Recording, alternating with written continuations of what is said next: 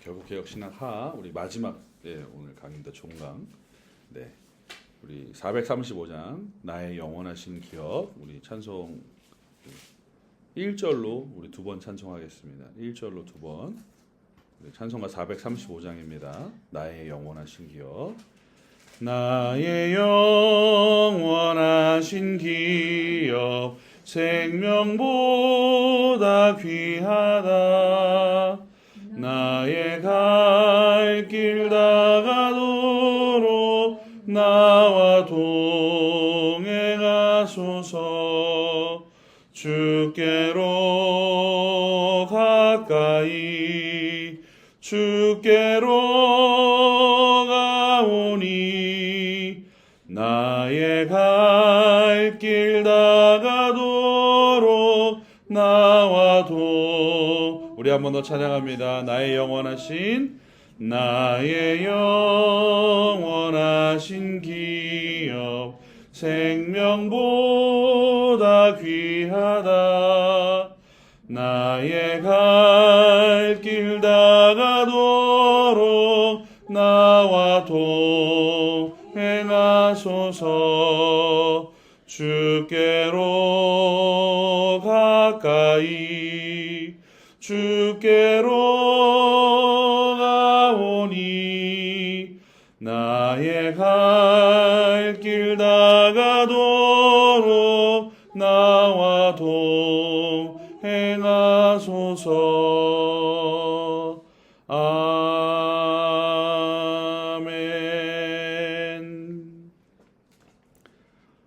만복의 근원 되시며 우리의 모든 것을 주관하시고 다스리시는 우리 만군의 여호와 하나님, 홀로 찬양받기에 합당하신 거룩하신 하나님의 이름을 송축합니다. 오늘도 우리에게 귀한 하루를 주시고 또 주 앞에 감사할 것뿐인 인생으로 우리를 인도하여 주셔서 특별히 하나님이 어떠한 분이신지, 하나님께서 우리에게 무엇을 원하시며 또 하나님께서 우리에게 작정하시고 우리를 향하여서 말씀하시는 것이 어떠한 것인지 말씀과 교리를 통하여서 또 정돈하며 나아갈 수 있는 이 시간을 허락하여 주신 것 감사합니다.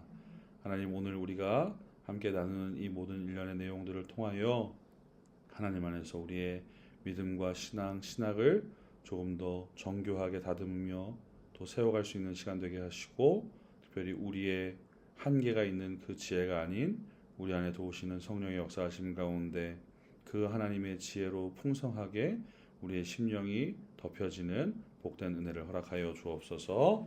함께 하시는 하나님을 찬양하며 살아계신 예수님의 이름으로 기도합니다. 아멘. 네, 어느덧 마지막 강의입니다, 오늘. 그래서 지난주까지 해갖고 우리 성도의 견인으로 마무리를 하고, 오늘은 총 정리하는 시간으로 우리가 이제 결국 개혁신학 하라는 이 강의를 통해서 봤던 5가지 튤립 교리라고 하는 이제 칼빈주의 5대 강령, 5대 교리를 다시 한 번 더 정리를 하려고 합니다. 그래서 이 내용을 통해서 여러분들이 지난 상에 관련된 내용들 여러분 혹시 기억하시나요? 지난 상 5가지 오직을 제가 했었죠. 그러니까 왜 개혁주의가 시작되게 되었는지. 그러니까 어제 우리 어머니 기도회 통해서 들으셨던 분들은 아시겠지만 종교 개혁이 시작된 부분들. 맨날 했던 얘기 또 들었잖아요. 근데 어제 들어도 재밌지 않아요? 저 너무 좋아요. 제가 막 속으로 처음에 우리 강사 목사님이, 저도 같이 동기거든요. 이제 근데 저는 같은 반이 아니어서 본 적이 없어요. 그러니까 전혀 모르는 분이어서. 근데 그 막 연도를 중요한다고, 연도충이라고 했잖아요. 기억 안 나세요? 83년생이 누구였습니까? 쥐빙글리였죠. 쥐빙글리 아니에요? 맞지 않아요? 84년생이 루터가 83년생이고 쥐빙글리가 84년생이죠. 그 얘기하면서 속으로 저는 2명은 제가 명확하게 알거든요. 이제 칼빈은 09년생, 1509년을 너무 이렇게 명확하게 알고 있으니까, 그래서 속으로 이제 스코틀랜드 나오겠지? 그러면서 스코틀랜드 기대하면서 존낙스 나와야지 막 계속 이러고 있었는데 안 나와서 1513년을 막 여기서 막 속으로 막 불일 듯 외치고 있었는데 그런 내용들 보면서 이제 왜 개혁주의가 시작됐는지 뭐 여러분들 보셨지만 잘못된 것에 대한 복귀, 회복이거든요. 저는 예배에 대한 부분을 바꾼다고 하시는데 결국에 그분들이 하셨던 게 그거예요. 성경으로 돌아가는 것. 그러니까 성경이 말하는 것 위에 다른 것들을 쳐내려고 하는 것이거든요. 그렇게 하다 보니까 그 신학을 가지고 우리가 오늘날 얘기하는 개혁주의, 우리가 보수 신학, 이 청교도 신학을 가지고 그 시대를 살아오셨던 분들이 부딪히게 되는 이제 하나의 또 그 시점이 바로 16세기 알미니안들. 이 얘기를 저희가 처음에 첫 주에 이제 오픈하면서 이제 시작을 했었습니다. 그래서 그들이 얘기했던 그 5대 강령, 알미니안들이 얘기했던 그 5대 교리에 대한 반박으로 이것이 나왔고 이것 이후에 도르트 신조를 통해서 이게 명확하게 얘기가 됐다. 제가 말씀드렸지만 압승이었습니다. 압승일 수밖에 없는 이유가 명확해요. 왜냐하면 시작되는 그 시작점이 다릅니다. 출발점이. 제가 이 튤립 교리 진행하면서 가장 중요하게 모든 튤립 교리를 다 전적 타락부터 시작해서 마지막 성도의 견인까지 이 모든 부분에 있어서 가장 중요하게 핵심으로 처음에 삼고 가야 되는 게 있다고 그랬어요. 뭔지 기억하세요 혹시? 그렇죠. 하나님의 절대 주권. 그러니까 모든 일에 있어서 하나님께서 하시는 것이다. 하나님께서 예정하신 것이다. 하나님께서 이루어 가시는 것이고 하나님이 열매 맺게 하시는 것이고. 그러니까 이 모든 것에 인간의 어떠한 그것이 포함되지 않는 것에 대해서 제가 말씀드렸어요. 이게 시작되는 출발점이 다르기 때문에 뭐 요새 말로 하면 억지로 이렇게 까내릴 수가 없는 거죠.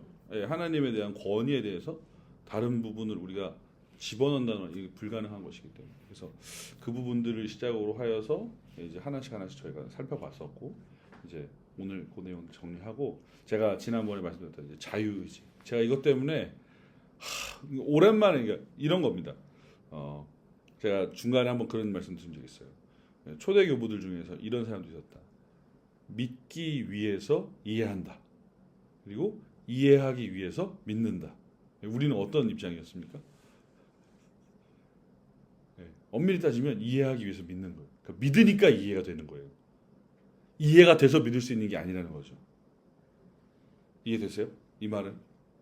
그러니까 우리가 성경에 있는 내용들, 제가 지난주에도 막 우리 주일학교 애들한테 설명하면서 막 했는데 홍해가 갈라졌습니다.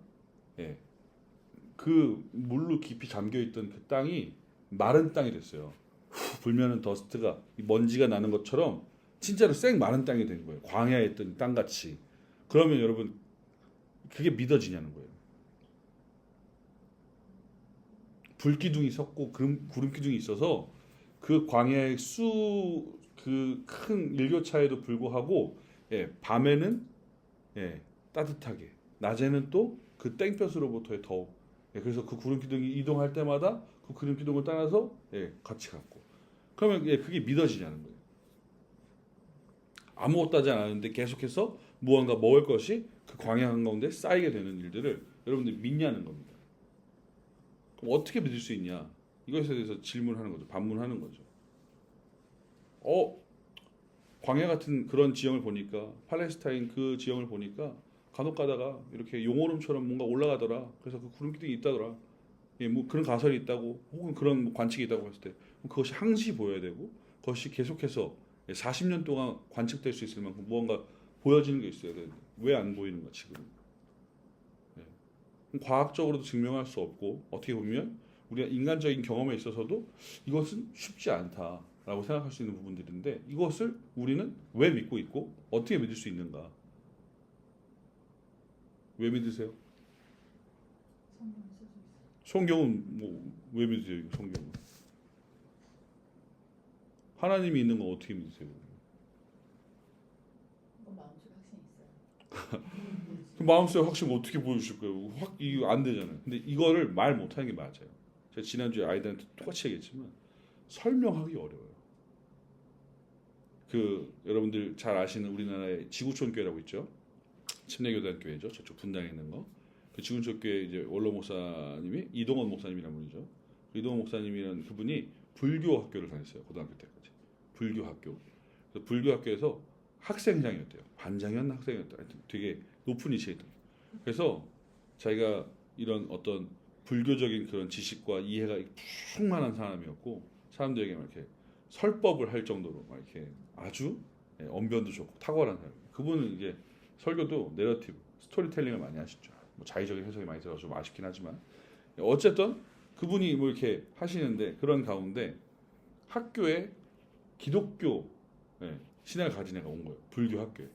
근데 얘가 좀 약간 덜 떨어진 약간 덜 떨어진 학생이었다 그러더라고요.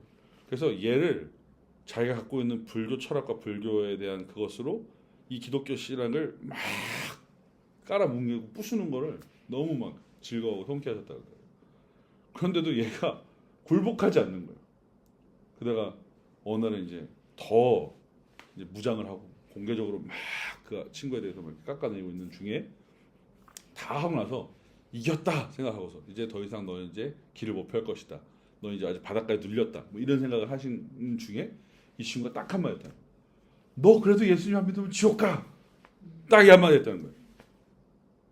근데 그날 밤에 자려고 하는데 잠이 안 오더래요. 지옥을 간다고? 잠이 안 오더라는 거예요.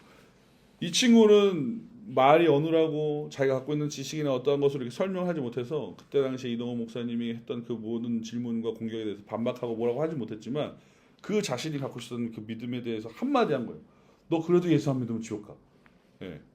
말로는 설명할 수 없을 수 있거든요. 근데 그게 믿어진다는 거예요. 그 믿어지는 것조차도 하나님의 주권 가운데 있는 것이죠. 그래서 이것이 먼저 이해가 되고 믿어지면 그럼 다른 것들은 따라옵니다. 삼위일체 세상에서 그거 설명할 수 있는 방법이 없어요. 왜냐하면 삼위일체로 존재하는 것이 없거든요. 옛날에 이런 분들이 있었어요. 내가 밖에 나갔을 때는 최 목사고 집에 가면은 두 아이들의 아빠고 친구들 만났을 때는 고릴라고. 저 별명이 옛날 고릴라였거든요. 이렇게도 존재한다. 이건 양태론입니다.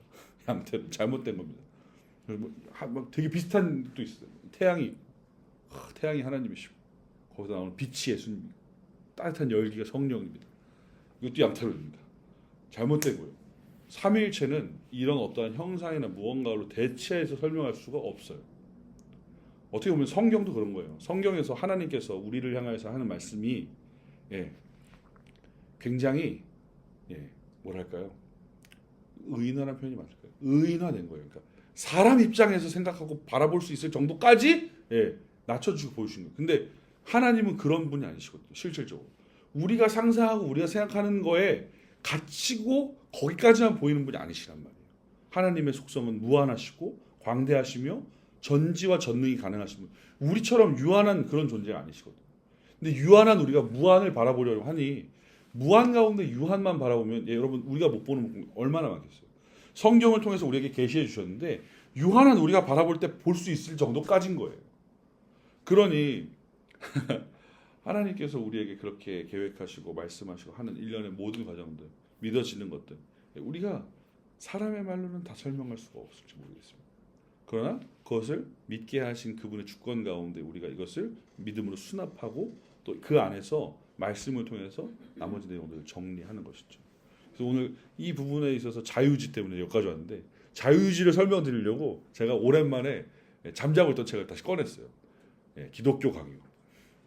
여러분들 어제 나왔던 1509년에 태어난 우리 칼빈 형의 정말 역작입니다. 역작.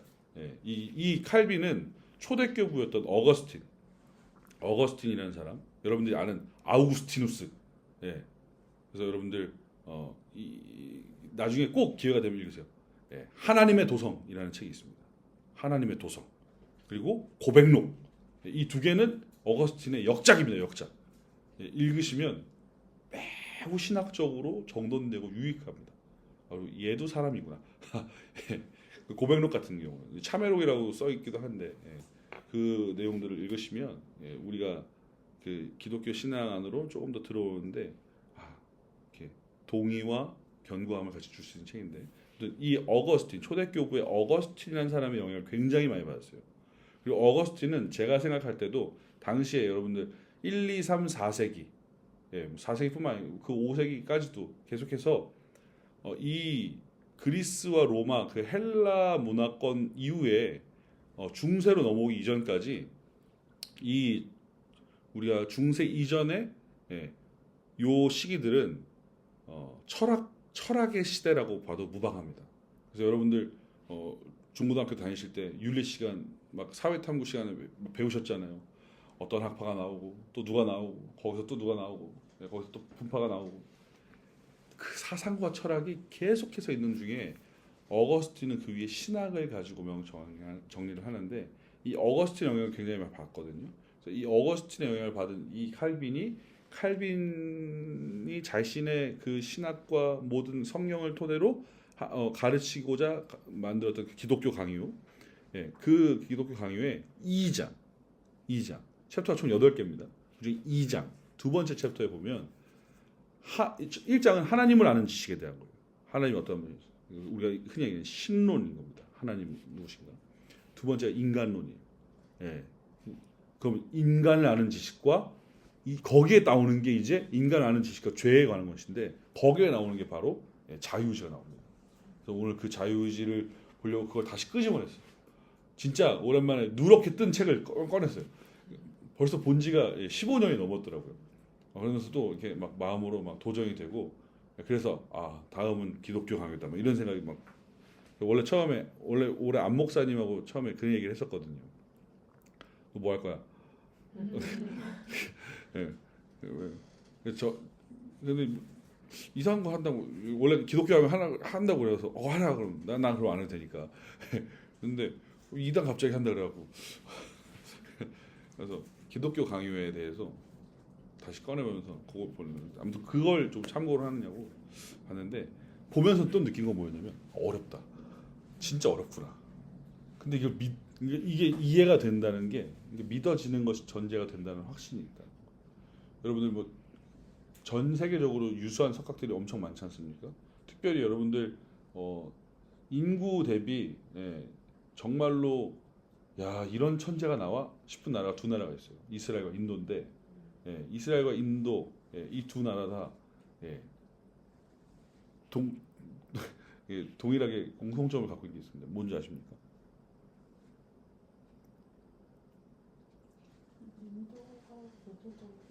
인도랑 이스라엘. 기독교 인구가 정말 적습니다. 현저히 적습니다. 나라의 몇 프로? 한 2%? 1.5%? 우리가 말하는 어제 얘기했죠? 배웠죠? 가톨릭. 제가 우리 중등부애들한테 얘기했는데 또 이걸 지들이 다 알고 있을 텐데 이걸 봤어야 되는데 어제 제가 지난 주일에 그렇게 설명을 했는데 야 우리가 가톨릭이야 공교회가 그거다 막 했는데 너무 기뻤어요. 다른 이거 얘기 안 하니까요. 근데 아무튼 어제 얘기하다 얘기했지. 자유의지. 굉장히 유명한 책이네요. 기독교 강요요. 그 책이 모든 신학생이 읽어야 함에도 불구하고 분명히 안 읽은 목사들이 있을 겁니다. 정말 만약에 우리 교단에 있고 같이 있는 사람이 거꾸로 매달아서 패야 됩니다. 신학이 정리가 안 된 사람이란 거예요. 정말로. 저건 전 신학교 때만 2번 읽었어요. 제가 저걸 처음 읽었던 게 25살이었는데 25살 7월이 제일 힘들었어요. 저거를 7월, 8월, 9월, 10월 4달 동안 읽었거든요. 목사님하고 같이 공부하면서. 머리가 터지는 줄 알았어요. 근데 너무 좋았어요. 읽어야 됩니다. 저는 제가 담임 목회하면 저건 성도들이 다 같이 배웁니다. 맞아요. 그거 3권짜리는 그래도 나름 잘 정리된 겁니다. 저는 4권짜리를 봤거든요. 라틴어 초판을 보는 게 더 좋습니다. 뭐 아무튼 그래서 그 내용을 봤는데 이것도 오늘 아무튼 나누는 내용들 가운데 제가 최대한 쉽게 설명하려고 설명하겠지만 제일 중요한 건 이해되는 부분에 있어서 하나님의 은혜가 필요한 부분이 있다. 그것을 제가 미리 사전에 말씀 좀 드립니다. 자 그러면 이제 나눠볼까요? 제가 적어와갖고 자 이렇게 꼭 말을 안 듣는데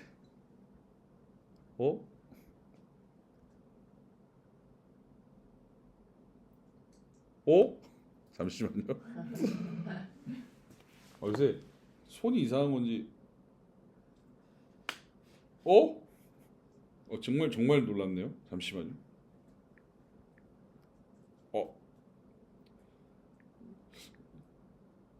여기서 들으시는 분들 계속 어만 나와갖고 무슨 얘기하나 그러겠다.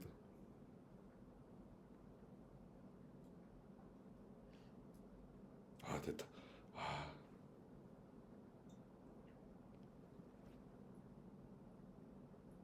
제가 안 할 수가 없어요. 자 일단 우리 배웠던 거 5가지는 기억하시죠? 첫 번째 T에 관련된 게 뭐였죠? 전적 타락. 예. 다시 해야 되나요? 예, U에 해당하는 건 unconditional. 예, 뭐였죠? 컨디션이 뭐였죠? 컨디션이 조건이었잖아요. 예, 그럼 unconditional 무조건, 예, 무조건적 선택. 그 다음에 L은 제한적 속죄. 네 그렇죠. limited atonement. 네, 제한적 속죄 뭔지 기억하세요? 이게 중요한데. 제한적 속죄가 뭐였어요? 정의를 하시면. 그러니까 모든 사람을 다 구원하는 건 아니고. 맞아요. 예, 중요한 겁니다. 아 잘했어요. 네, I에 해당하는 거. 불가항력. 예, 맞아요. 불가항력적인데. 그리고 마지막이 성도의 견. 예, 성도의 견인입니다. 예, 잘 기억하고 계시네요. 예, 제가 지난번에도 말씀드렸지만 처음에 이게 나온 이유가 알미니안들이 알미니우스가 그 기록한 내용들을 가지고 그것을 체계화시킨 것을 문건을 내놓죠. 그래서 그가 죽은 이후에 실제로 그의 제자들로 인해서 이것이 대두됐는데 이거였어요. 처음에 인간이 타락했지만 그 사람들이 말하는 겁니다. 인간이 타락했지만 그래도 하나님의 은혜에 응하거나 거부할 능력이 조금 남아있다. 그러니까 우리 안에 그 하나님의 은혜에 응한다는 건 내가 반응해서 그것을 잡을 수 있고 선택할 수 있고 않을 수 있다는 그런 얘기거든요. 그러니까 우리 안에 완벽한 타락이 아닌 부분적 타락만 있다는 것이죠. 예를 들어서 이런 부분적 타락은 이것도 부분적 타락입니다. 우리 안에 100이라는 마음이 있으면 99가 타락해도 1이 남아 있으면 될 수 있다는 거예요. 그러니까 우리 인간의 가능성, 여지에 대해서 우리가 어떻게 할 수 있다는 것에 대해서 이 사람들이 말을 한 거죠. 근데 제가 처음에도 말씀드렸지만 이게 그 당시에 먹혔던 이유가 뭐예요? 15세기, 16세기 르네상스, 인본주의. 그래서 인본주의를 얘기할 때 그 당시에 르네상스, 15세기, 16세기 그때 당시에 사람들이 자주 썼던 표현 중에 에드폰테스라는 말이 있어요. 라틴어인데 에드폰테스라는 말이 있는데 에드폰테스는 뭐냐면 근원으로 돌아가자는 거예요. 근원으로 돌아가자.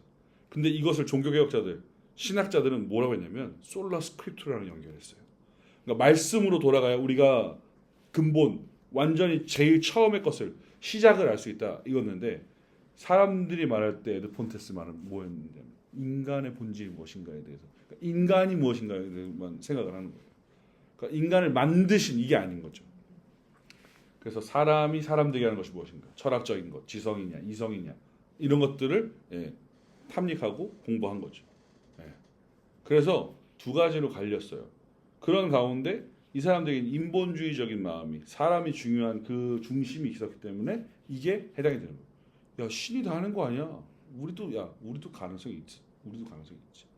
야 우리한테 있는 능력으로 우리가 타락했지만 그래도 그 하나님을 선택할 수 있는 그 부분이 우리한테 조금이라도 남아 있다.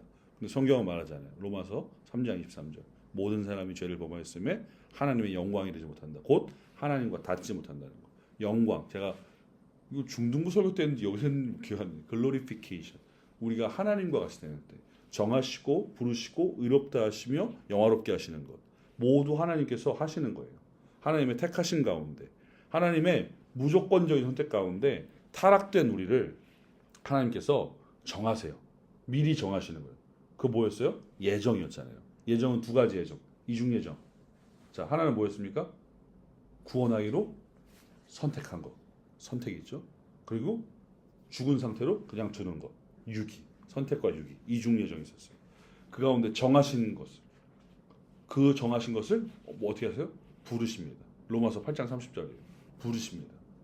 부르신다는 건 뭐예요? 콜링이에요.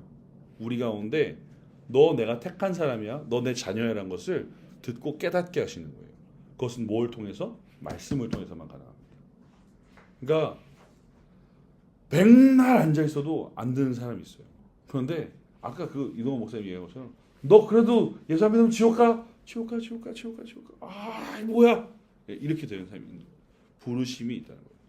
그래서 정하시고 부르시고 그들을 의롭다 하십니다. 이 땅을 살아가면서의 의롭다 하심은 신약 성경 가운데 의롭다의 개념은 무죄의 개념입니다. 재판 용어인데요. 재판장에 섰을 때 판사가 죄인 앞에, 이 앞에, 피고인 앞에 얘기하는 거예요. 당신 유죄입니다. 이렇게 얘기하는 게 있고, 그 반대되는 당신 무죄입니다를 뭐라고 하냐면 당신 의인입니다라고 그랬어요. 의롭다의 개념이 여기서 해석하시면 됩니다.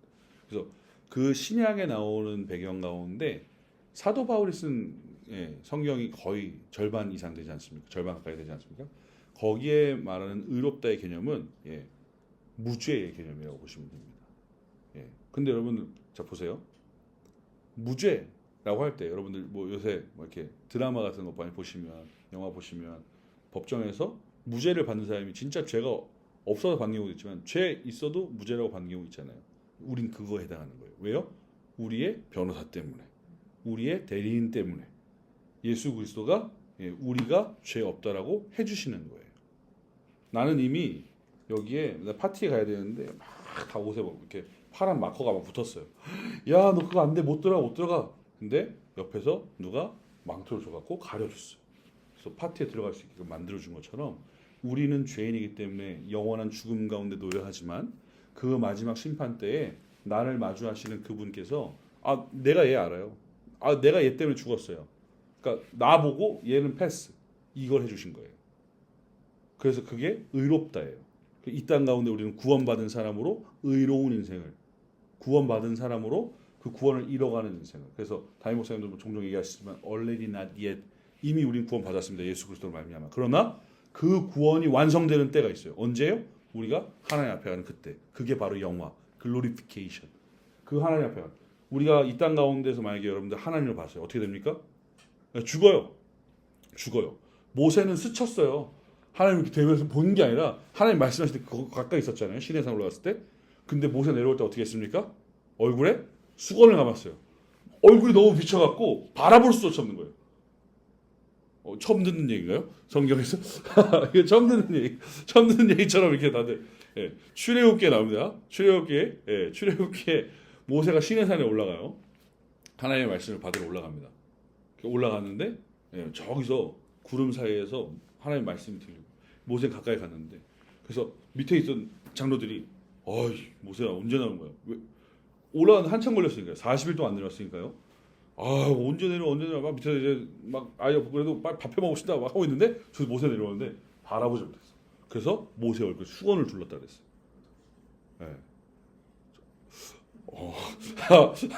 성경을 해야 되나?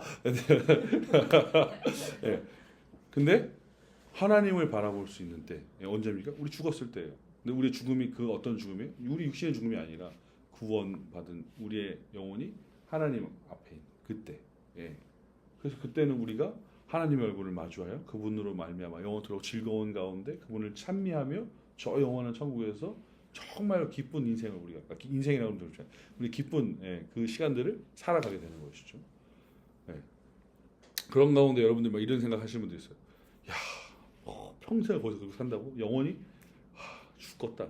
그 왜 그렇게 생각하는 줄 아세요? 우리는 유한하니까 영원에 대한 개념을 모르는 거예요. 영원에 대한 개념이 없기 때문에 우리가 하나님 앞에서 그렇게 오랫동안 즐겁게 살 수 있었던 것에 대해서 그 오래를 시간적인 개념으로 계산을 합니다. 그래서 제가 어릴 때 그랬어요. 중3 때. 저희 그때 저를 담당하셨던 강도사님한테 천국도 2달 있으면 지겹다. 지옥도 3주 정도 있으면 버틸만 하다. 뜨거운 물도 오래 들어가 있으면 잘 있을 수 있지 않니? 그런 마음을 했습니다. 제가. 그런 몹쓸만 하고 다녔습니다. 제가 그래서 목사 되면서 그분 찾아갔어요. 죄송합니다 목사님. 제가 목사 돼서 왔습니다. 막 웃으셨어요. 진짜로. 엄청 웃으셨어요. 근데 그 목사님이 하신 얘기가 더 웃겼어. 넌 목사 할 줄 알았어. 그랬어요. 넌 목회할 것 같았어. 그랬어요. 어떻게 그렇게 생각할지 모르겠지만 아무튼 우리가 그 개념을 이해를 똑같이 공유하지 못하기 때문에 그러나 우리가 하나님 앞에 가면 하나님께는 성경에 나오죠. 하루가 1000년 같고 1000년이 하루 같으신 분. 하나님께서 예수 그리스도를 이 땅에 보내주시고 오늘날까지 언제 오시는 거예요?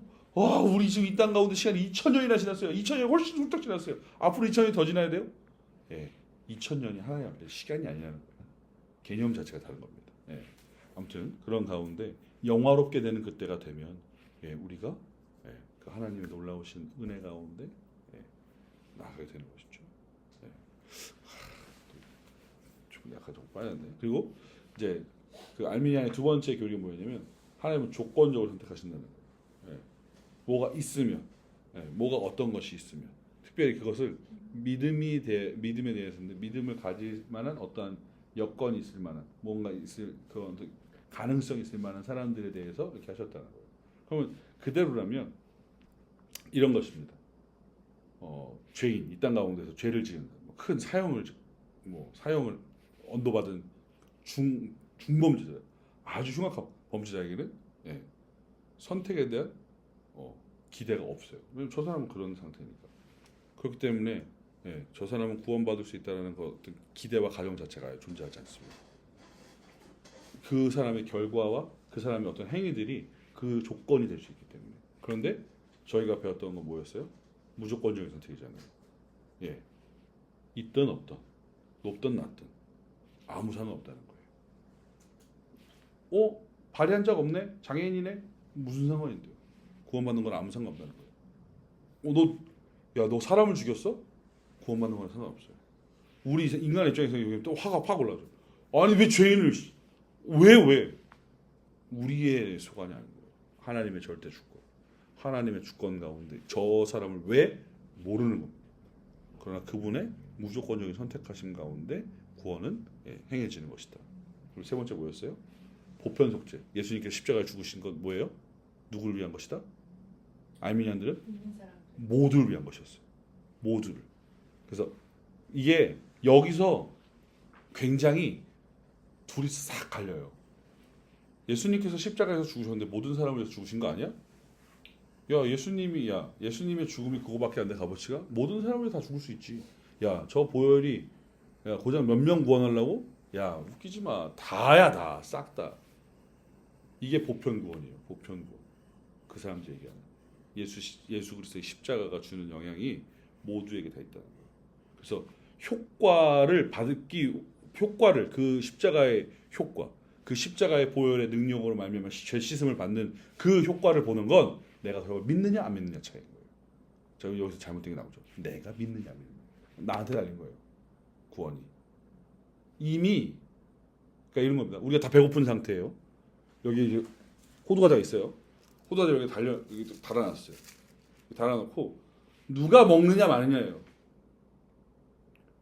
그 내가 먹으면 배고픔을 해소할 수 있는 거고. 아니 가만히 쳐다보고 있으면 그냥 배고픈 상태인 거예요. 근데 우리가 얘기한 것은 아니죠. 우리가 얘기한 건 뭡니까? 제한 속죄잖아요. 따서 주시는 호두 과자가 여기에 안 있습니다. 네. 이렇게 있으면 이미 이렇게 가 있어요. 그 사람을 위한 거예요. 그 사람이 누굽니까? 당신의 택한 백성. 무조건적인 선택 가운데 하나님께서 택하신, 그래서 예정하신. 이런 거 들으면 사람들이 다 똑같아요. 중학생 친구들도 똑같고, 나이 드신 어르신들도 똑같고, 새로 처음에 신앙 가진 분들도 똑같고, 신앙의 연배가 있으신 분들도 똑같아요. 왜? 도대체 왜 그렇게 하시는 건데요? 왜? 옛날에 제가 좋아하는 목사님이 막 그랬어요. 변태입니까? 하나님이 막 맨날 하나님 변태입니까? 이런 얘기를 하셨는데 진짜 그래요. 생각해 보면 하나님 무슨 진짜 변태도 아니고 왜 그런 걸 굳이? 아니 다 해주시면 좋고, 좀 좋아 보이면 좋은 사람 좋고, 뭐 이래서 이런 겁니다. 여러분들 저는 실제로 만나본 적은 없지만 이혜인 수녀님 많이들 보셨죠? 굉장히 선하고 좋으신 분이라고 막 얘기를 하더라고요. 근데 저는 그분이 구원받는다는 확신을 저는 가질 수 없습니다. 이미 너무 많은 하나님과 구원과 관련되지 않은 그 너무나도 많은 죄들 가운데 있기 때문에. 그래서 그것뿐만 아니라 법정 스님이 됐든 이순신이 됐든 세종대왕이 됐든 이것은 하나님께서 하시는 것이기 때문에 우리가 여기 대해서 왜 그러신 거예요? 왜? 좁은 마음이에요. 제가 솔직하게 말씀드리면 좁은 마음이라. 창조주께서 피조물에 대해서 자신의 뜻대로 행하시는 것이거든요. 이것에 대해서 우리가 뭘 할 수 있을까? 네, 라는 것이죠. 여러분들이 집에서 토마토를 길렀다고 가정하겠습니다. 집에서 토마토를 하나씩 다 길렀어요. 토마토를 길렀는데 어떤 분들은 그냥 그 자리에서 씻어서 따서 먹었어요. 생으로. 어떤 분들은 푹 끓여 삶아갖고 토마토 소스를 만들어갖고 뭐 파스타에 넣든지 아니면 어떻게 썼습니다. 어떤 분들은 난 토마토 보는 것만 좋아. 먹기 싫어. 버렸어요. 토마토가 나 왜 끓여? 난 그냥 생으로 먹는 게 좋은데 못 한다는 거예요. 예. 토마토가 불에 끓여지든 아니면 난 먹긴 싫어. 그냥 안 먹을래. 버려버리든 남을 주든 주인 마음이에요. 기르는 사람의 마음이에요. 그런데 우리가 마치 대단한 무언가가 된 양 이것에 대해서 오해하고 바라볼 때 왜 나한테 왜 우리한테 왜 사람한테 저렇게 네가 뭔데 알 수 있어요. 그래서 어거스틴은 진짜 이런 얘기를 했거든요. 신앙 이따 뭐 자유주의 얘기할 때 하려고 했던 거지만 신앙에 있어서 점점 깊어지면 깊어질수록 겸손이 드러나게 돼요. 그 겸손은 사람 앞에 아닙니다. 제가 뭐 이런 겸손이 아니라 하나님 아니고선 아무것도 할 수 없음을 바라본 자신의 아주 비참한 상태를 보기 때문에 겸손해진다는 거예요. 네. 이게 우리가 얘기하는 그 칼빈주의 오대교의 거의 기저에 있는 그러니까 이게 우리가 수납이 되고 믿어지고 이해가 되면 앞에 게 다 그냥 노예요 또. 네. 그래서 실질적으로 저런 거 아닙니까? 불가항력적인 은혜에 대해서 이 알미니언들이 얘기한 이유는 뭐였어요? 야, 은혜도 내가 선택해서 받을 수 있다. 내가 거부하면 안 받는 거예요. 말이 안 되죠. 구원받은 백성이 하나님께서 은혜를 주셔서 구원을 받는 것인데 뭐 일단 구원 자체도 자기가 선택할 수 있는 거니까 은혜도 선택할 수 있겠죠. 그러니까 성령께서 우리 가운데 오시는 것도 예수를 믿지만 안 올 수 있는 거예요. 이 사람들은. 그럼 일단은 뭐와 반하는 것입니다. 이것과 반합니다. 이것과 반합니다. 우리가 예수를 믿을 때 그 아들의 영, 예수의 영이 하나님의 영이 아버지의 영이 우리 가운데 거하신다는 걸 성경은 명확하게 말하거든요. 이것에 대해서 노한 거죠. 그래서 우리는 은혜를 받으면 그 불가항력적인 은혜 때문에 성령의 효과적인 적용이 있다고 그랬잖아요. 뭐였어요? 하나가 우리가 그 은혜 때문에 죄를 깨닫게 되는 거예요. 그래서 회개하게 된다 그랬잖아요. 근데 이 사람들은 이 알미니언들은 얼마나 인간적입니까? 제가 딱 제가 딱 정말 더 죄스러웠을 때 생각했던 딱 그 정도 수준이에요. 야, 내가 선택하면 구원받을 수 있는 건데 개차반처럼 살다 가지 뭐. 그러다가 마지막에 죽기 전에 딱 선택하면 되지. 이거 알미니언 할 수 있는 거예요. 내 선택하면 되니까. 내가 믿겠다고 하면 되는 거니까. 그래서 내가 죄 씻음 받고 회개할 수 있는 모든 조건과 모든 것들도 내가 선택하는 때 할 수 있어요. 그러니까 그 전까지 내가 하고 싶은 대로 막 다 살아도 돼요. 어차피 구원은 내가 선택하면 받을 수 있는 거니까. 받는다는 표현이에요. 내가 구원을 어떻게든 내가 취할 수 있는 거니까 그냥 내 맘대로 살아도 되는 거예요. 그러다가 진짜 그 죄 때문에 막 이 땅 가운데에서 뭐 윤리적이든 도덕적인 어떤 부분이든 그것으로 인해서 큰 문제가 됐어요. 이제 죽게 됐구나. 내 영혼이 어떻게 될지 모르니까 이제 믿어야겠다. 그때 그렇게 할 수 있다는 게 알미니언들의 생각이에요. 왜냐면 자기가 취할 수 있으니까. 근데 우리는 아닌 거죠. 은혜를 받으면, 은혜를 입으면 그 상황 가운데에서 일단 우리가 앞에 죄가 보입니다. 그 죄 가운데에서 그것을 회개하고 우리가 다시금 성령의 인도하심 가운데 예수 그리스도를 붙들고 하나님 앞으로 나아가게 되는 그 일들이 우리 가운데 일어나게 돼요. 그래서 그것이 우리의 삶의 끝까지 가는 게 뭐였어요? 그게 견인이었잖아요. 잡아 당기고 간다는 그 멱살 잡는 견인에 대한 내용도 얘기했지만 견인은 뭐예요? 참고 견디게 하시는 거예요. 견고한 인내의 뜻이라고 말씀드렸죠, 지난주에. 이 땅을 살면서 우리가 그 은혜 가운데에서 떨어지지 않도록 여러분들이 은혜 받은 인생, 여러분들이 하나님의 백성된 인생이라면 여러분들 죄송스럽지만 여러분들은 삶에서 절대 꽃길만 걷지 않습니다. 절대로 자갈밭도 걷고요, 가시밭도 걷고요, 심지어 똥통을 지나갈 수도 있습니다. 그리고 여러분들이 그렇게 좋은 꼴을 보는 걸 그렇게 싫어하는 그 마귀 새끼가 있습니다. 그렇기 때문에 여러분들 삶 가운데 계속해서 여러분들의 생명을 위협하지 않는 선에서 계속해서 여러분들 건넵니다. 반드시 여러분들을 쓰러뜨리고 싶은 마음에. 그래서 여러분들이 구원에서 탈락되는 것처럼 느끼도록 여러분들이 마치 하나님과 단절돼서 하나님을 원망하고 욕할 수 있게끔 만드는 것으로 여러분들의 삶을 몰아가려고 합니다. 그런데 여러분 제가 말씀드렸잖아요. 지난주에. 구원받은 백성, 하나님의 주권 가운데 붙잡힌 백성이 탈락됩니까? 안 됩니까? 안 돼요. 안 돼요. 탈락된다고 얘기하는 건 우리가 하나님을 보는 수준이 딱 그만큼이. 제가 지난주에 우리 중등부 애들 설교할 때 이 내용을 했거든요. 제가 힘이 셀 거 아닙니까? 아무래도 중등부 애들보다. 그래서 제가 일부러 1부 때는 100kg 나가는 중학교 1학년짜리가 있어요. 큰 애가 있어요. 그래서 걔를 붙잡았어요. 그래서 제가 힘이 세니까 잡았죠. 그래도 걔가 발버둥 치면 풀려나가요. 네. 그래서 제가 만약에 더 힘을 줬으면 더 뭐 그랬겠죠. 근데 우리보다 더 강력한 힘을 갖고 있는 누군가가 우리한테 그렇게 제지를 해도 우리가 발버둥도 못 칠 때가 있는데 비교할 수 없는 그분의 붙잡힘 가운데 있는 우리가 탈락되거나 떨어질 수 있는 거 불가능하다는 거예요. 그분이 내쳐버리지 않는 이상. 그분이 내쳐버린다는 건 유기예요. 유기. 근데 선택은 그것과 반대되는 개념 아닙니까? 그러면 우리가 그 구원에 붙들려 있으면 떨어지지 않도록 하신다는 거예요. 그게 견인이잖아요. 그러니까 떨어지게 하려고 한다는 표현 자체도 어떻게 보면 되게 의인화된 겁니다. 우리의 입장에서 볼 때 해석하면 안 떨어지죠. 안 떨어지죠. 그런데 그것을 기뻐하지 않는 하나님과 가까이 있는 것이 아주 역한 그 마귀가 우리를 계속 공격한다는 거예요. 근데 제가 지난주에 고린도전서 10장 13절 읽었지 않습니까?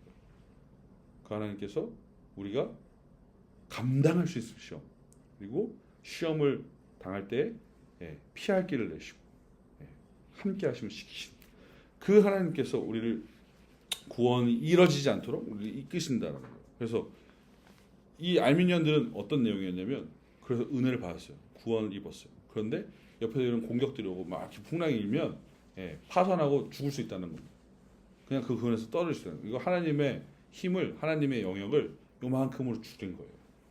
불가능한 것이죠. 이 5가지에 대해서 쭈루루 우리가 내용을 반박한 것이 요 우리 칼빈주의에 대한 내용이었습니다. 그래서 제일 중요한 거는 하나입니다.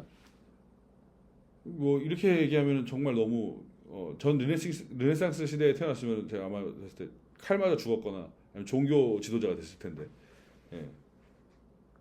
인간은 전적으로 무능합니다. 무능. 여러분들이 돈 벌 수 있고 여러분들이 밥 먹을 수 있고 뭐 여러분들이 뭐 외모가 아름답고 여러분들이 뭐 어떤 재정적인 뭐 어떤 부유가 있고 그거랑 상관없이 무능합니다. 무능합니다. 이 무능에 대한 그 능력은 무엇입니까? 구원함에 대한 것입니다. 구원함에 대한 어떠한 능력이 여러분들에게 일말의 것도 남아있지 않습니다. 조금도 남아있지 않습니다. 99.999 아니라요. 그냥 0이에요. 그냥 수의 개념 자체로 갖다 붙이 0입니다. 안 된다는 거예요. 그런데 하나님께서 우리를 그 당신의 주권 가운데 다른 것과 견줄 수 없는 그 절대적인 주권 가운데 우리를 구원하신 거예요. 그래서 구원하실 때 그 구원이 뭐예요? 오직 은혜인 거예요. 은혜로 우리가 다른 거 뭐가 있어요? 뭐 내가 드릴 게 있어서 내 반지 드리면 내가 하나님 나 구원해 주실 거예요? 반지 없는 사람 아니라 아무 상관없다니까. 오직 은혜로. 여러분들의 것이 아까 어거스틴이 얘기했던 겸손. 왜 겸손? 아무것도 없네. 사도 바울이 그래서 자기가 갖고 있었던 정말 탁월한 그 스펙들. 요새 제가 봤을 때 교수직으로 임용했으면 제가 봤을 때 너면 다 갈 수 있는 스펙입니다. 세계에서 세 손가락 안에 드는 탁월한 사람, 이런 지혜를 가진 사람이었는데 외국어 되고 별로 이렇게 다들 요새 그런 거 되셔서 그런 탁월한 사람인데 내가 예수 그리스도를 알아서 내가 이전에 알던 것을 배설물로 똥과 같이 이렇게 말이 되는 거 얼마나 힘든 일인데요. 여러분 목사 돼도요. 내가 이전에 했던 게 이렇게 있는데 제가 아는 분이 건축을 하셨어요. 그래서 50에 가까운 나이에 목회를 시작하셨거든요. 그분은 만나서 얘기할 때마다 계속 집을 지을 때 뭐 이렇게 할 때는 뭐 어떻게 어쩌라고 뭐 속으로 했지만 안 친하니까 그분하고 많이 안 친해서 어쩌라는 거야. 그분은 아무 상관없어요. 그리스도를 아는 그 지식이 가장 고상합니다. 오히려 이렇게 툭 내놔도 다른 것들이 묻지 않을 만큼 너무나도 구별되고 명확하게 아름답습니다. 그래서 그 은혜로 말미암아 우리가 무능한 우리가 살게 된 거예요. 죽었던 우리가 다시 살게 된 겁니다. 그래서 너무 신기한 것은 이 튤립 교리는 하나가 빠지면 다 설명이 안 됩니다. 하나가 비면 다 설명이 안 돼요. 알미니아는 하나만 떼서 자기가 반박하고 하나 떼서 자기가 반박하고. 네, 튤립 교리는 그렇지 않습니다. 그래서 핵심은 이거예요. 모든 구원의 주권이 하나님께 있다. 그래서 사람은 그 하나님의 은혜에 의존할 수밖에 없는 존재다라는 것을 정리하는 게 이 튤립 교리, 5대 교리를 봤던 것의 가장 중요한 핵심인 겁니다. 그래서 전적으로 타락한 죄인인 내가 하나님의 무조건적인 선택으로 내 무엇을 보신 것이 아니라 그냥 당신 뜻대로 그 주권 가운데 선택하셔서 나에게 하나님께서 어떤 것을 베푸신다? 이 죄를 사해 주셨다는 거예요. 그 죄를 사해 주셨는데, 야, 내가 이 죄 사한 거 뭐 믿기지도 않는데, 아니 믿도록 은혜를 부어 주십니다. 그 은혜를 우리 가운데 깨닫게 하시는 게 성령의 역사인 것이죠. 그래서 이 불강력적인 은혜 가운데 죄를 깨닫게 하시고 그 죄에서 다시금 돌이켜 하나님께로 나아갈 수 있도록 저를 인도하시는 거예요. 그래서 그 인도되어지는 삶의 순간순간마다 내가 그 구원에서 탈락할까 두려워하고 조마조마하는 것이 아니라 또 죄로 말미암아서 또 자빠져갖고 저 시궁창에 또 처박혀서 다시 못 나올 이런 염려와 불안 없도록 내 삶 가운데 계속해서 지키시고 인도하시는 하나님의 도우심이 있다. 내가 견디게 하시고, 여러분 뭐 찬송에 나오죠. 그 마커스에 견디고 버티게, 그거 우리가 하는 거 아니에요. 하시네 하잖아요. 그분이 해주시는 거예요. 그것을 해서 구원을 이루어 주시는 것이죠. 로마서 11장 36절에 만물이 그에게서 나오고 그로 말미암고 그에게로 돌아가느니라. 셋의 모음토록 영광이 그에게 있을지어다. 그분 때문에 다 된다는 것을 알고 우리가 할 수 있는 반응은 그분께 영광인 거예요. 그래서 이 내용이 여러분들한테 있으면 교회를 혹여 여러분들이 나중에 이제 뭐 이사를 하시거나 또는 어떤 다른 사역에 있어서 다른 가셔도 건강한 교회 찾을 수 있습니다. 근데 뭐 안타까운 얘기지만 발품을 파셔야 됩니다. 왜냐하면 제가 솔직하게 저는 얘기합니다. 100교회가 있어요. 우리나라에 100교회 중에서 70교회가 교회입니다. 교회인데 제가 봤을 때 저는 안 갈 교회입니다. 저는 절대 못 갈 교회입니다. 그리고 나중에 30교회는 아예 심각하게 얘기해요. 100교회 중에 70교회는 교회 아닙니다. 제 기준에서 아닙니다. 제 기준이라 너무 교만한데 겸손. 겸손, 은혜. 근데 그 70교회는 정말로 너무 안타까워요. 그리고 30교회가 있습니다. 30교회 중에서 25개 교회는 어느 정도 그래도 갖춰져 있습니다. 갖춰져 있다는 게 무슨 건물이 괜찮고 뭐 성도들이 좀 수가 괜찮고 동네가 좋고 주차가 잘 돼 이런 거 말고요. 신학적으로 그래도 명확하게 하려고 하는 것이 있다라는 겁니다. 그런데 요들이 모호해지는 것들이 있습니다. 교회의 사역을 보면 압니다. 이게 누구 좋으라고 하는 건지 보면 압니다. 교회에서 음악회 하는데 저 음악회 누구 좋으라고 하는 건가 궁금한 거죠. 저 교회에서 연예인 불러갖고 주일날 왔는데 왜 방점을 찍는 겁니다. 송대관 씨가 나와서 노래 부르고 끝날 때 어영부영 말로 잘 마무리하면 그 예배 망할 일이죠. 그런 것처럼 아주 그렇습니다. 거기는 70교회 중에 하나예요. 제가 봤을 때. 그리고 5교회는 그렇게 하려고 발버둥 치고 있는 교회들입니다. 정말로. 근데 대부분 아시겠지만 그런 교회 성도 별로 없습니다. 그런 교회 성도들이 많이 모이는 경우가 거의 없습니다. 제가 얼마 전에 한 교회에서 부목사로 와줬으면 좋겠다. 그리고서 여기서 개척을 했으면 좋겠다. 성도들을 데리고 나갔으면 좋겠다라는 제안을 받았어요. 9월 초 중순쯤 된 거 같네요. 제가 받았는데 그 교회 성도들이 거의 30명 가까이 된 교회인데 450명은 안 넘습니다. 거기는 예배 때 막 이렇게 웃지도 않는 정말 설교자만 바라보면 이런 교회.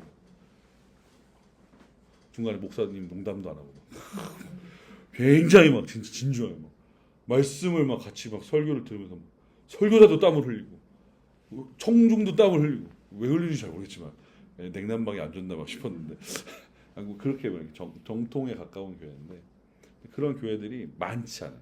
그 교회는 그런 교회 중에서 굉장히 큰 교회입니다. 그러니까 없어요. 그러나 앞으로 그런 교회들이 많아지리라고 저는 생각합니다. 왜냐하면 이미 한 세대를 건너면서 실패와 상처들을 많이 봤어요. 교회가 따라가야 될 것들을 안 따라가고 다른 거 쫓다가 가랑이 찢어지고 유리창 찢어지는 걸 다 봤어요. 그러니까 이제 그런 교회들을 여러분들이 이제 잘 보시려면 이런 거 잘 정리되어 있어요. 진짜로 건강한 교회로 세워지고 있는가? 그리고 교회가 그렇게 세워진다는 건 그 안에 있는 성도들이 교회로서 잘 세워진다는 거예요. 또 그러니까 그런 부분들을 잘 보시면서 여러분들의 신앙생활 좀 이어가셨으면 좋겠고, 이제 제가 이제 자유의지 얘기를 합니다. 자유의지. 제가 자유의지를 이번에 이제 칼빈의 기독교 강의를 정리하면서 제가 이제 여러분들의 입장이 돼봤어요. 내가 만약에 자유의지에 대해서 궁금하면 어떻게 질문을 할까? 라는 질문을 좀 이렇게 해봤는데 제가 해봐도 그래도 그렇다고 자유의지에 대해서 궁금한 게 있으면 한번 물어보세요. 제가 그러면 정리를 한번 해보겠습니다. 좀 바로왕이 그 하나님이 마음을 완악하게 하셨다고 적혀 있어요. 성경에. 그게 바로왕이 그 핍박을 점점 하기 위해서 한 것이 그 자유의지를 또 주신 거잖아요. 그런 상황들을 이제 우리가 현실에 많이 보잖아요. 제가 그럴 때 하나님 완악하게 하셨다고 하셨는데 하나님이 바로를 악하게 쓰기 위해서 그럼 결국에 바로가 지은 죄는 하나님 뜻인 거잖아요.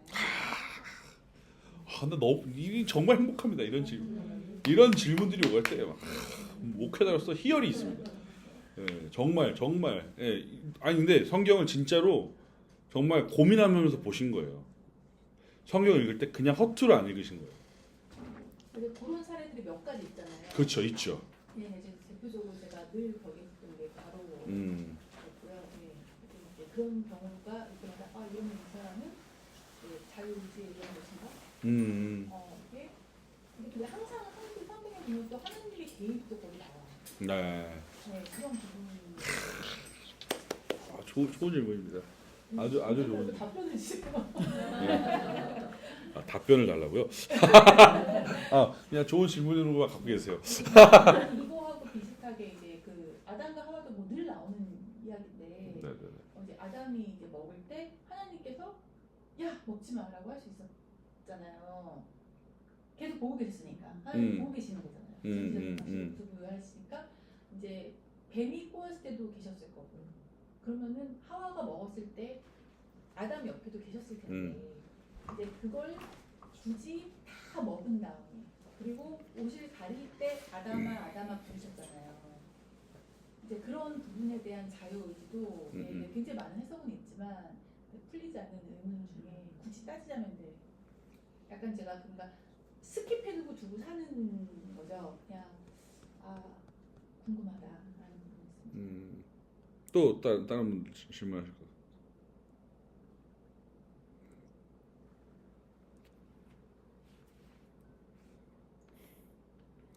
일단은 자유의지에 대해서 이렇게 정의로 설명을 드리면 자유의지는 그냥 말 그대로 인간 본성에 따라서 죄를 지을 것이냐 아니면 선한 행동을 할 것이냐에 대한 이것인데 이게 이제 우리가 개혁주의 신앙 안에서 볼 때는 일단 우리의 인간의 자유의지는 이미 죄를 범했을 때 이후로서 타락했습니다. 그러니까 일지선다예요. 죄를 짓는 거, 안 짓는 거 밖에 없어요. 선을 행하는 거 없다는 거예요. 죄를 짓는 거. 예전에 아담은 이게 있었습니다. 죄를 지을 거냐, 선을 행할 거냐. 하나님께서 만드신 인격체로 완전하게 그것을 선택할 수 있는 그 의지가 있었던 것이 아담인데, 그러면 이제 여기서 나오는 이제 얘기들이 이런 겁니다. 그럼 아담이 자유의지를 써서 죄를 진 거냐? 자기가 자유의지를 써서 죄를 진 거냐? 맞아요. 자유의지를 통하여서 죄를 범한 것입니다. 그러면 이제 여러분들 이렇게 생각하시는 분들이 있죠.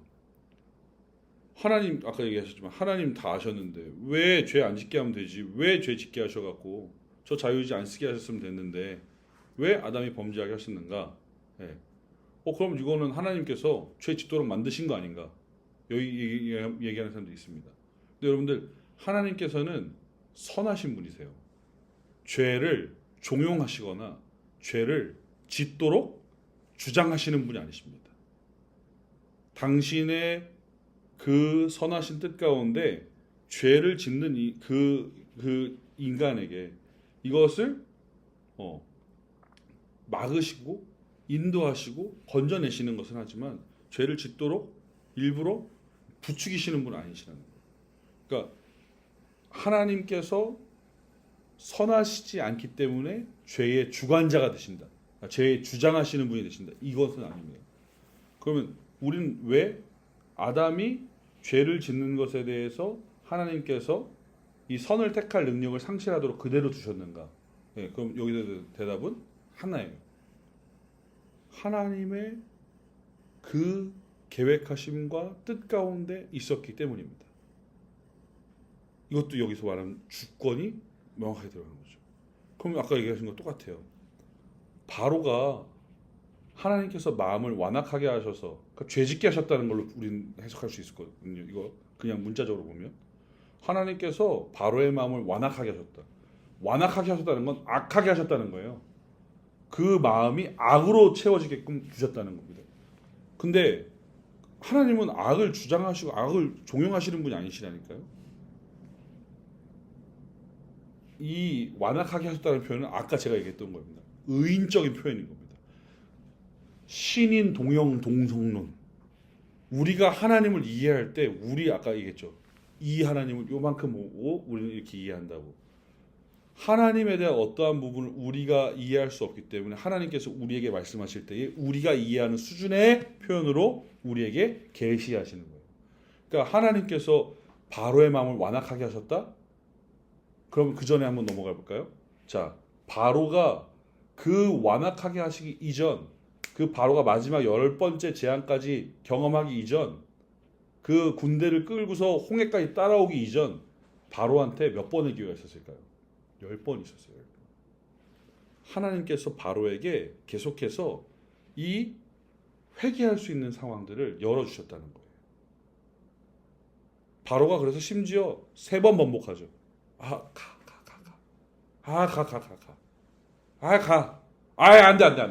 안 돼. 예. 10번 동안에 그 모든 일들을 보고서 바로의 그 모습 가운데에서는 죄가 아닌 회개가 나와야 되는 것이 옳은 것이었습니다. 동일해요. 가룟 유다가 예수님을 팔 때 가룟 유다는 처음부터 예수님을 십자가에 달기 위한 도구로서 이 땅 가운데 태어나서 세팅이 된 어떤 기기값 코딩이 되어 있는 로봇이다. 예를 들면은 그러면 모르겠지만 가룟 유다가 예수님을 팔기 전에 가룟 유다가 가룟 유다가 회개할 수 있는 상황이 똑같이 있었거든. 떡을 떼시면서 너희들 중에 오늘 나를 팔 자가 있다. 하나님께서는 우리에게 자유의지를 주실 때 이것을 행함으로 하나님을 기쁘시게 하는 것, 선을 행하는 것이, 그러니까 하나님의 말씀을 순종하는 것을 훨씬 더 기쁘도록 우리에게 허락하시는 분이시죠. 그런데 우리가 그렇지 않은, 제일 처음에 아담으로 쭉 올라가면 아담이 하나님이 먹지 말라고 했던 선악을 알게 하는 나무 열매의 과실을 먹었지 않습니까? 그것을 먹은 것, 이것이 그러면 원래 처음에 아담이라면 여러분들 이건 아담이 먹을 수 있었다, 안 먹을 수 있었다? 안 먹을 수 있었다 해요. 안 먹을 수 있었어요. 칼빈도 또한 동일하게 제가 여기다 적어왔어요. 그래서 자발적인 의지에 대해서 비롯된 범죄라는 거예요. 하나님께서 죄를 종용하셨기 때문에 그걸 주신 것이 아니기 때문에. 그래서 이 죄를 자기의 자유의지의 오용으로 인하여서 말미암게 되었다라고 칼빈은 이야기하거든요. 그러니까 오용이라는 것은 우리가 원래 선하게 쓰는 방법이 있었다는 것이죠. 그에 대한 이해도 알고 있었고, 그리고 우리가 오늘날 살아가면서 이 땅을 살아가는 사람들이 죄를 지으려고 할 때 여러분들 믿는 사람이든 믿지 않는 사람이든 동일하게 작용하는 것이 있습니다. 자 여기 앞에 이게 호두가 있는데 4개가 금이에요. 금. 네. 자 우리가 아무도 없는 상태에서 딱 들어왔는데 금이 있어. 아무도 안 오는. 네. 제가 봤을 때 금 이만큼이면, 네. 제가 봤을 때 이게 10g 될 것 같거든요. 네. 요렇게만 있어도 한 1,000만 원대 넘을 거야 아마. 하나에 5천이에요. 하나에 5천이요? 지금 1억도 넘죠. 그래요? 하나 10돈이 엄지손톱 말이에요. 아 그래요? 네. 그래요? 와, 호두 하나에 5천이에요. 진짜. 그래요? 별로 그런 데 관심이 없어서. 네. 아무튼 이렇게 있어요. 가져갈까? 말까? 제가 어릴 때 진짜 이렇게 많이 고민했던 게 있어요. 전 놀이터에 종종 갔는데 놀이터에 가는 이유는 하나입니다. 잔돈 주스러. 그네 밑에 잔돈이 그렇게 많아요. 그네 밑에 발로 이렇게 스스 보잖아요. 철봉 밑에. 예, 500원짜리 100원짜리가 막 나와요. 근데 저는 그런 거 잘했거든요. 막 이렇게 해요. 그래서 어느 날은 그네를 주스러 그네 밑을 가다가 가는 길에 돈을 발견해요. 5,000원짜리 이렇게. 줄까? 어떻게 하지? 어떻게 하지? 그리고 제가 실제로 가산 디지털 단지 옛날 가리봉역이었을 때 제가 이제 그때 당시에 막차를 타고 집으로 향하던 중이었는데 지갑이 이 거기 승강장의 의자에 지갑이 근데 누가 봐도 너무 빵빵해요. 저기다 쿠폰은 아닌 것 같아요. 그때 당시에는 승강장 CCTV가 없었어요. 그리고 이 화면이 켜지는 건 차 들어올 때만 사람들 확인하려고. 그 옛날에 초록색 화면 기억나세요? 회색과 초록색과 섞여 있는 그 화면. 다들 지하철 안 타고 다니시. 네, 그 화면 그때밖에 안 켜져요. 없어요. 그리고 심지어 그때는 담배를 필 수 있었던 데니까. 승강장에서 집었어요. 와, 제가 그때 거기가 1호선이었는데 저는 금정역으로 내려가서 과천으로 가는 거였는데 안에 수표하고 10,000원짜리하고 그 5만 원짜리 없을 때였거든요. 수표하고 10,000원짜리 합쳐갖고 200 얼마가 있었어요. 수표는 못 쓴다는 걸 이미 아는 날이었으니까 수표를 일단 걸렀어요. 네, 30만 원인가 40만 원인가 수표였는데 일단 걸렀어요. 진짜 바로 그 자리에서. 그래서 이건 그대로 넣어놓고 한 세기 시작했어요. 이것도 이제 사람들 많으니까 보면 안 되니까 그 안에 그 앉아 있는 사람들 있잖아요. 거의 끝차 막 찾지만 그래서 그 사이 있잖아요. 아시죠? 들어가서 세고 있었어. 와, 이거면 지금 제가 그때 당시에 이제 베이스를 한창 치고 있었을 때였는데 이거면 지금 팬더 산다. 네, 팬더라고 브랜드가 있습니다. 기타. 이거면 지금 팬더 산다. 이 마음이 있었거든요. 제가 빨리 끝내라고 지금 전화 왔어요. 네, 팬더 산다. 딱 이 마음이 있었거든요. 그래서 제가 고민을 하다가 어떻게 했을까요? 경찰서에 갔어요. 네, 그것도 거기 가산에서 지금 가리봉에서 안 내리고 어서 과천에서 과천 경찰서로 가고 그랬어요. 어서 습득하셨어요? 네, 가리봉역이요. 얼마나 제가 근데 왜 그랬을까요? 양심 때문에. 근데 이게 여러분 믿든 안 믿든 있거든요. 우리 안에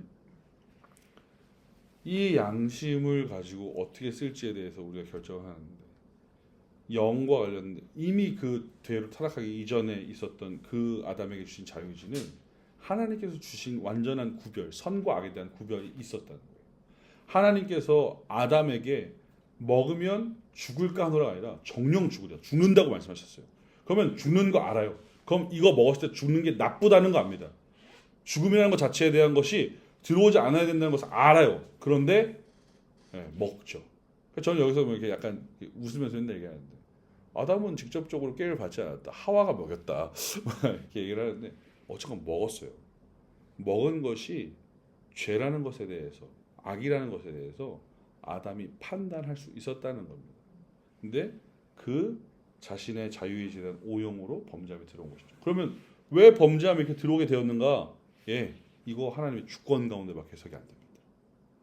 하나님이 죄를 좋아하시기 때문에 지금 아까 제가 했던 그 목사님처럼 편태적이기 때문에 이렇게 만들어 놓고 이렇게 바꿔야지 미친놈 이게 말도 안 되는 거죠. 예, 근데 이해할 수 없는 거예요.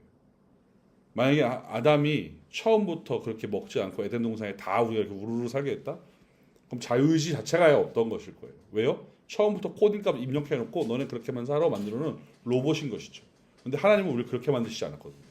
그래서 우리가 하나님을 사랑할 수 있는 거거든요. 우리는 만약에 우리 안에 정해진 값으로만 살 수 있다면 우리는 하나님을 사랑하는 것조차도 할 수가 없어요.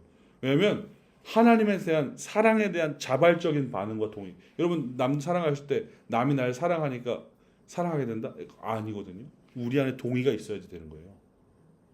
그냥 우리가 기계처럼 있는 사람이고 선택할 수 있는 무언가가 자유의지가 없으면 우리는 사랑이나 어떤 감정에 대해서 주고받을 수 있는 일련의 것들이 일절 없습니다. 그런데 우리 그렇게 만드시지 않았거든요. 처음부터. 그래서 저는 이 자유의지에 대해서 이렇게 좀 정리를 하려고 합니다. 예, 처음부터 선과 악에 대한 것을 구별하게끔, 예, 선택하게끔 주신 하나님께서 주신 선물과 똑같은 것입니다. 근데 그것을 아담의 오용으로 인하여서 우리가 모두가 범죄하게 된 것이고, 그러나 그 안에서 남아있는 자유의지를 통하여서는 죄밖에 지을 수 없지만 이 자유의지를 온전하게 하나님의 뜻 가운데 선하게 다시 회복시켜 주시는 것이 그것이 구원이라는 것이죠. 그래서 하나님을 사랑할 수 있도록 사랑이신 하나님을 바라보고 다시금 우리가 인격적으로 반응할 수 있도록 우리에게 허락하신 것이 자유의지의 또한 다른 모습이라고 생각합니다. 그래서 여러분들이 인간의 죄가 자유의지 때문인 거 아니에요? 하나님 왜 그렇게 방관하셨어요? 이렇게 했을 때 여러분들이 정리해서 이제 말씀해 주실 수 있어야 돼요. 그래서 이것이 자유의지다라는 것을 여러분들 좀 기억해 주시면 좋겠습니다. 그래요. 끝내기 싫은데. 네, 지금 더 해야 되는데. 네, 아무튼 그래서 이거 하면 또 길어질 것 같은데. 네, 다음 기회에 제가 또 한번 강의를 마련해 볼게요. 네, 그만 전화하세요. 네, 아무튼 받으셔야 될 것 같은데. 네네네.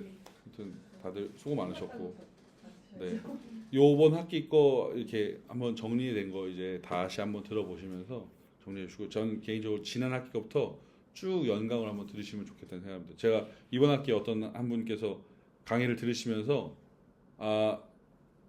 전체적인 상황 중에 시험을 뭐 준비하신 게 있어서 강의 못 들으시다가 지난주에 1강부터 6강까지 쫙 들으신 거예요. 근데 그게 더 좋았대요.